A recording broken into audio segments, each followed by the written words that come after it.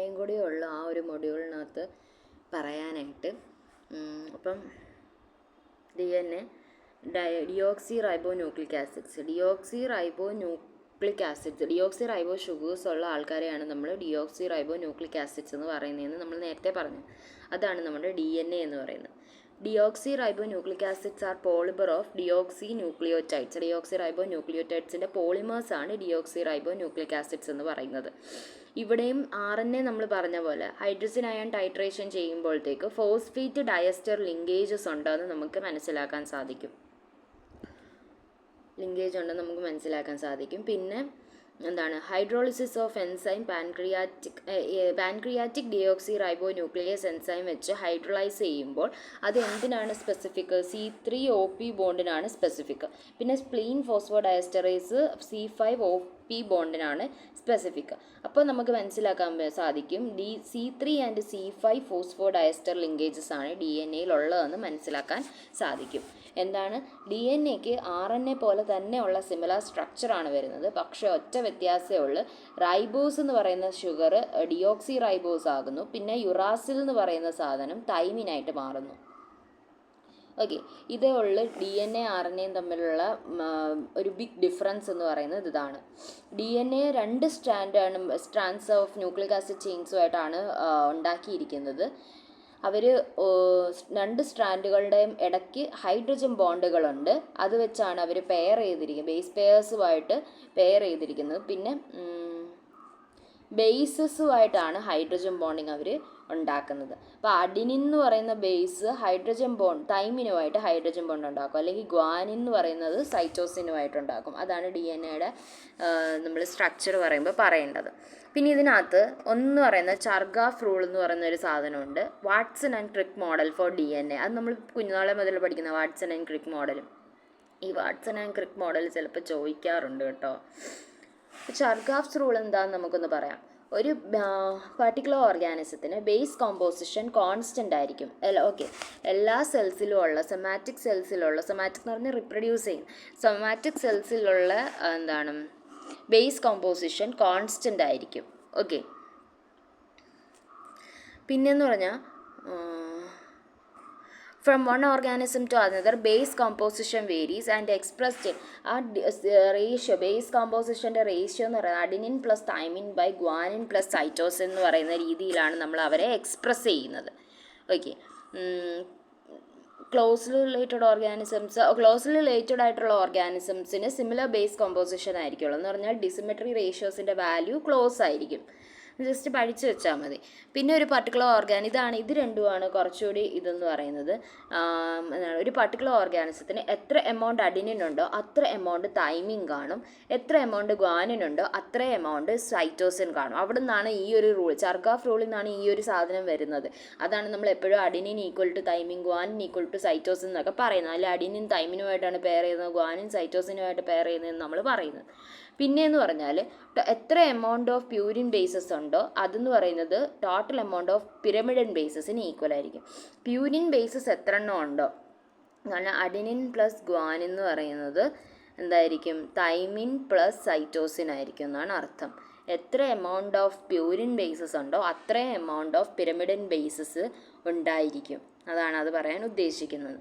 Next Watson and Crick മോഡലാണ്. വാട്സണും ക്രിക്കുമാണ് DNA-യുടെ model construct ചെയ്തിരിക്കുന്നത്. ആ മോഡലിനകത്ത് എന്താ പറയുന്നതെന്ന് പറഞ്ഞാൽ 2 റൈറ്റ് ഹാൻഡഡ് പോളിന്യൂക്ലിയോടൈഡ് ചെയിൻസ് ഉണ്ട്.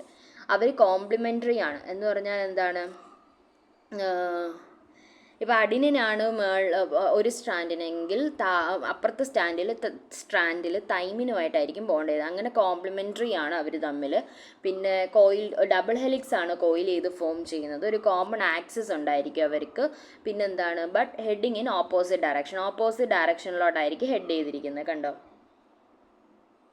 ഇത് കണ്ടോ, ഓപ്പോസിറ്റ് ഡയറക്ഷനിലായിരിക്കും ഹെഡ് ചെയ്തിരിക്കുന്നത്. Base pairs base pairs are on inside of the helix. Sugar phosphate ആണ് ബാക്ക് ബോൺ എന്ന് പറയുന്നത് ഇവരുടെ. Okay, chains are wound in such a way that purine base of one strand pairs with pyrimidine of other. അങ്ങനെയാണ് നമ്മൾ bonding ഇവിടെ കാണാൻ സാധിക്കുന്നത്. Guanine cytosine, adenine thymine, thymine adenine, കണ്ടോ? അങ്ങനെയാണ് അവർ ബോണ്ട് ചെയ്തിരിക്കുന്നത്. ഓക്കെ, പിന്നെ പറയേണ്ടത് ഇതിൽ ഗ്വാനിൻ സൈറ്റോസിൻ എന്ന് പറയുന്നത് 3 ഹൈഡ്രജൻ ബോണ്ടുകൾ വഴി, ഗ്വാനിൻ സൈറ്റോസിൻ എന്ന് പറയുന്നത് 3 ഹൈഡ്രജൻ ബോണ്ട് വഴിയാണ് ബോണ്ട് ചെയ്തിരിക്കുന്നത്. അഡിനിൻ തൈമിൻ എന്ന് പറയുന്നത് 2 ഹൈഡ്രജൻ ബോണ്ട് വഴിയാണ് പെയർ ചെയ്തിരിക്കുന്നത്. അത് ഇമ്പോർട്ടൻ്റ് ആയിട്ട് പറയേണ്ട ഒരു കാര്യമാണ് വാട്സൺ ആൻഡ് ക്രിക്ക് മോഡൽ പറയുമ്പോൾ. അതുകൊണ്ടാണ് നമ്മൾ അവരെ ഇങ്ങനെ റെപ്രസെൻ്റ് ചെയ്യുന്നത്.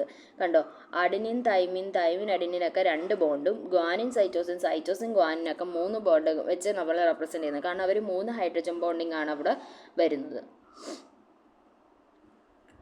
ഇപ്പം ഈ റൂളിൻ്റെ ഒരു പ്രത്യേകത എന്ന് പറഞ്ഞാൽ ഒരു സ്ട്രാൻഡ്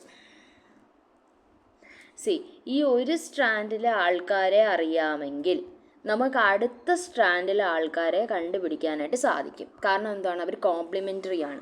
ഇപ്പം ഈ ഒരു സ്ട്രാൻഡിൽ ഇവിടെ അഡിനിനുണ്ട്, തൈമിനുണ്ട്, ഗ്വാനിനുണ്ട് എന്ന് നമുക്കറിയാമെങ്കിൽ അടുത്ത ഒരു സ്ട്രാൻഡിലെ ആൾക്കാർ എന്തൊക്കെയായിരിക്കും? ഇവിടെ തൈമിനായിരിക്കും, ഇവിടെ അഡിനിനായിരിക്കും, ഇവിടെ സൈറ്റോസിനായിരിക്കും. നമുക്ക് ഈ മോഡൽ വഴി എന്ത് ചെയ്യാനായിട്ട് സാധിക്കും? ഇത് കണ്ടുപിടിക്കാനായിട്ട് സാധിക്കും. ഓക്കെ, അതാണ് അവിടെ പറയുന്നത്. From this pairing rule base sequence of one chain can be determined from the base sequence of the other. പിന്നെ കുറച്ച് എക്സ്റേ സ്റ്റഡീസ് ബേസിസിൽ കിട്ടുന്ന റിസൾട്ടുകളാണ്. ബേസ് പെയർസ് പ്ലാനാർ ആണ്, hydrogen bond between them collinear ആണ്, പിന്നെ അവരുടെ ബോണ്ട് ലെന്ത് എന്ന് പറയുന്നത് 2.5 to 3 Armstrong ആണ്, പിന്നെ ഡയമീറ്റർ 20 ആംസ്ട്രോങ് ആണ്, ഹെലിക്സിൻ്റെ ഡയമീറ്റർ. ഒരു ടേൺ എന്ന് പറയുന്നത് ലെന്ത് 34 ആംസ്ട്രോങ് ആണ്. 10 ന്യൂക്ലിയോടൈഡ് പെയേഴ്സ് ആണ് ഒരു ടേണിലുള്ളത്. അവർ തമ്മിലുള്ള ഡിസ്റ്റൻസ് 3.4 ആംസ്ട്രോങ് ആണ്. ഓക്കെ, എന്താണ് RNA വേഴ്സസ് DNA? RNAയും DNAയും തമ്മിലുള്ള വ്യത്യാസങ്ങൾ എന്താണ്? RNA സിംഗിൾ സ്റ്റാൻഡേർഡ് ആണ്, പക്ഷേ DNA ഡബിൾ സ്റ്റാൻഡേർഡ് ആണ്. RNAക്കകത്ത് റൈബോസ് ആണുള്ളത്, DNAക്കകത്ത് ഡിയോക്സി റൈബോസ് ആണ്. RNA പിരമിഡൻ ബേസ് യുറാസിലാണെങ്കിൽ തൈമിനായിരിക്കും DNAക്കകത്ത്. പിന്നൊരു കാര്യം, RNAക്കകത്ത് നമ്മൾ ചെർഗാഫ്സ് റൂള് പറഞ്ഞില്ല, കാരണം RNA അത് ഒബേ ചെയ്യുന്നില്ല, പക്ഷേ DNA എന്ത് ചെയ്യുന്നുണ്ട്? അത് ഒബേ ചെയ്യുന്നുണ്ട്. Okay, next functions of nucleic acid ആണ്. റെപ്ലിക്കേഷനും പ്രോട്ടീൻ സിന്തസിസും. അത് അറിയാവുന്ന ഒരു സാധനമാണ്, നമ്മൾ ബയോളജിയിൽ +2 പഠിക്കുന്ന ഒരു സാധനമാണ്. എന്താണ് റെപ്ലിക്കേഷൻ എന്ന് പറഞ്ഞാൽ? എന്താണ്? പാരൻ്റൽ DNA ആയിട്ട് സെയിം ഒരു DNA സ്ട്രാൻഡ് മേക്ക് ചെയ്യുക എന്ന് പറയുന്നതാണ് റെപ്ലിക്കേഷൻ എന്ന് പറയുന്നത്. കോപ്പി ചെയ്യുക, ഇൻഫർമേഷൻസ് അതേപോലെ തന്നെ എക്സാക്റ്റ് ആയിട്ട് കോപ്പി ചെയ്യുക, അതാണ് ഈ റെപ്ലിക്കേഷൻ കൊണ്ട് ഉദ്ദേശിക്കുന്നത്.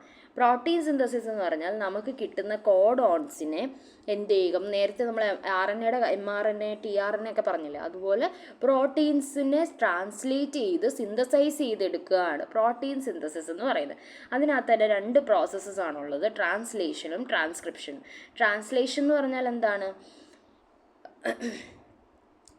DNA കോംപ്ലിമെൻ്ററി ആയിട്ടുള്ള RNA നമ്മൾ എന്ത് ചെയ്യുക? ഫോം ഉണ്ടാക്കുക, അത് സെയിം സീക്വൻസ് ആയിരിക്കും. DNAയുടെ അതേ സീക്വൻസിൽ എന്ത് ചെയ്യുക? പുതിയൊരു സ്ട്രാൻഡ് ഉണ്ടാക്കുക. ഇപ്പോൾ ഇവിടെ കാണിച്ചേക്കുന്നതുണ്ടോ? ഇത് രണ്ടും ഓൾഡ് DNA ആണ്, പക്ഷേ ഇവിടെ പുതിയ സ്ട്രാൻഡ് RNA ഉണ്ടായിട്ടുണ്ട്. പുതിയ സ്ട്രാൻഡ് കണ്ടോ? അതെന്താണ്? ഇതിന് ജസ്റ്റ് കോംപ്ലിമെൻ്ററി ആണ്, അപ്പോൾ സെയിം ബേസ് സീക്വൻസ് ആണ് അതിന് വരുന്നത്. അതാണ് അവർ ഇത് കണ്ടോ? അതാണ് അവർ ഉദ്ദേശിച്ചത്. അതാണ് ട്രാൻസ്ക്രിപ്ഷൻ എന്ന് പറയുന്ന സാധനം. അതിൽ mRNAയുടെ റോള് വരും. Okay,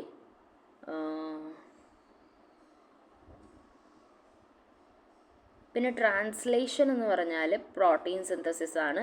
mRNA directs protein synthesis in the cytoplasm of cell involving type of RNA called transcription. tRNA വെച്ചിട്ടാണ് ട്രാൻസ്ലേറ്റ് ചെയ്യുന്നത്. പിന്നെ അതിനകത്ത് റൈബോസോമൽ RNA ഓപ്പറേറ്റ് ചെയ്യുന്നതും ആ പ്രോസസ്സിനെയാണ് നമ്മൾ ട്രാൻസ്ലേഷൻ, പ്രോട്ടീൻ സിന്തസിസ് എന്ന പ്രോസസ്സിനെയാണ് നമ്മൾ ട്രാൻസ്ലേഷൻ എന്ന് പറയുന്നത്. അപ്പോൾ ഇതൊന്ന് വായിച്ചു നോക്കുക, എന്തെങ്കിലും ഉണ്ടെങ്കിൽ ചോദിക്കുക. ഫങ്ഷൻസ് ഓഫ് ന്യൂക്ലിക് ആസിഡ്സ് നമ്മൾ നേരത്തെ പഠിച്ചതായതുകൊണ്ട് ഇത്ര സ്പീഡിൽ പറഞ്ഞു പോയത്. എന്തെങ്കിലും ഉണ്ടെങ്കിൽ ചോദിച്ചാൽ മതി. അപ്പോൾ അങ്ങനെ ഈ ഒരു യൂണിറ്റ് കഴിയുകയാണ് ഇവിടെ.